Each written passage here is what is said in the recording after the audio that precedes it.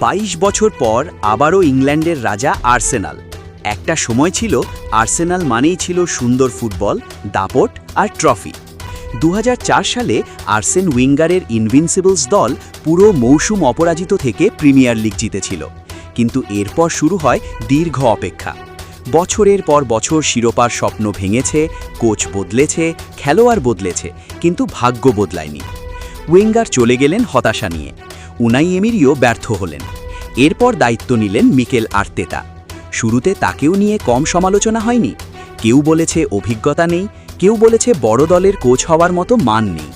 টানা ৩ মৌসুম দ্বিতীয় হয়ে শেষ করায় অনেকে তো ধরেই নিয়েছিল আর্সেনাল হয়তো আবারও শেষ মুহূর্তে ভেঙে পড়বে। কিন্তু এবার গল্পটা আলাদা ছিল। এই আর্সেনাল শুধু সুন্দর ফুটবল খেলেনি, খেলেছে চ্যাম্পিয়নের মতো ফুটবল। শক্ত রক্ষণ, দুর্দান্ত সংগঠন, কর্নার আর ফ্রি কিক থেকে নিয়মিত গোল, সব মিলিয়ে পুরো মৌসুমে ছিল ভয়ঙ্কর ধারাবাহিকতা। এই শিরোপা শুধু একটা ট্রফি না, এটা কোটি সমর্থকের অপেক্ষার শেষ।